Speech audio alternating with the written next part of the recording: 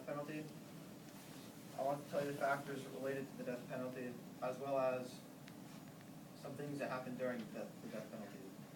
It might not seem fair at first, but the death penalty is the right thing to do because for the family of the victims, they're sad and depressed that their son or their daughter or someone was dead in the past few days, and even if the murderer is in jail, that'll at least show some form of sorrow for the family. Ever since I was a kid, I wondered what the death penalty was, what a capital crime was, what a murder was. I started out by asking my father, who has a master's degree in criminal justice, what all these questions were. I derived information from his textbooks, as well as asked him various questions on the topic. He learned about the death penalty, as well as some of the pros and cons of the death penalty. In my presentation, I'll be discussing the death penalty itself, why you should be for it, as well as some factors of the death penalty. Now to begin. The death penalty is the punishment of execution administered to someone who is legally convicted of a capital crime.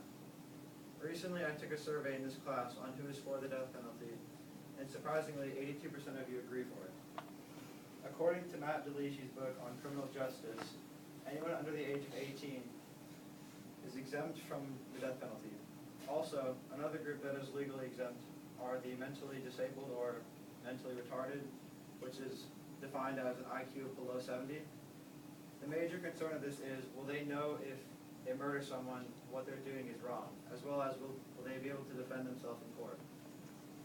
But now that we've discussed why teenagers under the age of 18, as well as mentally disabled, should senior citizens be exempt as well? For example, imagine you're with your grandfather one night, relaxing and enjoying each other's company, and then the next morning you wake up to look on the television, on the news, to see that he's committed a crime, such as a murder. The story I just described actually took place. A 66-year-old Vietnam War veteran by the name of Andrew Brandon committed a crime in this video, which I'll show shortly, when he murdered a cop whenever the cop told him to stop on the side of the road. The death penalty is something that just needs to occur. I will tell you some reasons as to why I think so. Allowing the death penalty will relieve stress off the family that suffered so much already, because the criminal would wake up, commit a crime such as a murder, go to jail, and then sleep that night, still the same attitude he had the entire day, while the family of the victim would say otherwise. Our justice system uses part of our tax money on inmates and murderers, for example. They provide food, clothing, health care, and so on for them. Also, if the criminal goes on parole, he might have another chance to kill another person or ruin another family. It also helps the problem of overpopulation in our prisons, because inmates and murderers who are convicted of a capital crime will be sentenced to the death penalty will fill another spot for maybe someone who just robbed a gas station. I will finish my speech by discussing some factors related to the death penalty. Here are some facts from deathpenalty.org.